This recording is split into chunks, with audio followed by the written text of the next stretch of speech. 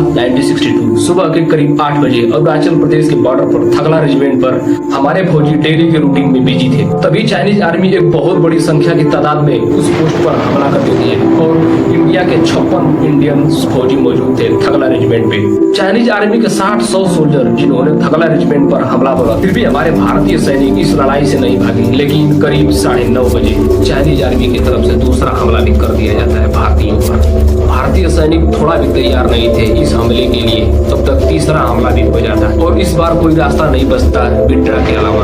20 अक्टूबर 1962 को शुरू होती इंडिया चाइना ऑफ वार 1962। आखिर क्या कारण रहा होगा इस वार के पीछे, आइए जानते हैं आज इस वीडियो में।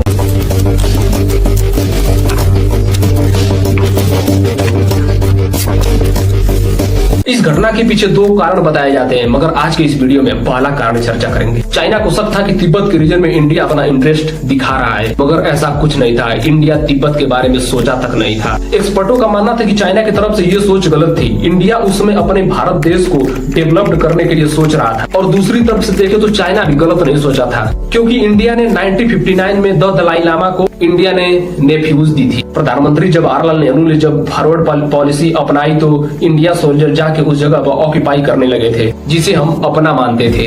अमेरिका के एक्सपर्टों का मानना था कि चाइना के हमला करने के पीछे यही कारण बताया जाता है। चाइनीज आर्मी उस जमीन को अपना मानती थी और इंडियन फोर्सेस को पनिश करना चाहती थी उस जमीन के लिए, और यही कारण था 10 अक्टूबर 1962 को थगला रेंज पर हमारे सैनिकों को एक दर्दनाक हमला का सामना करना पड़ा। मगर देखें तो चाइना की तरफ से ये कोई रैंडम हमला नहीं था। चाइनीज आर्मी एक प्लान बना रही थी इंडियन फोर्सेस को काउंटर करने का, और इधर थगला रेंज पर इंडिया ने अपना खुद का एक प्लान बना रखा था, जिसे ऑपरेशन लेग हॉर्न का नाम दिया गया, जिसे लीड कर रहे थे ब्रिगेडियर जॉन डेल्बी। इस ऑपरेशन का मतलब था चाइनीज आर्मी को थगला रेंज से बाहर निकालना। और देखें तो इस प्लान से पहले भी चाइनीज आर्मी ने छोटे मोटे हमले किए थे भारतीयों पर उस थगला रेंज पर लगभग 20 सितंबर को। ऑपरेशन लेग हॉर्न को लेकर चाइना के डिफेंस मिनिस्ट्री बाय आओ ने 6 अक्टूबर को बताया कि चाइनीज आर्मी एक हमला एक्सपेक्ट कर रही थी इंडिया द्वारा 10 अक्टूबर को। और ये खबर जब चाइना के डिक्टेटर को पता चलती है तो चाइना इस वार के लिए रेडी हो जाता है, प्रिपेयर हो जाता है इंडिया के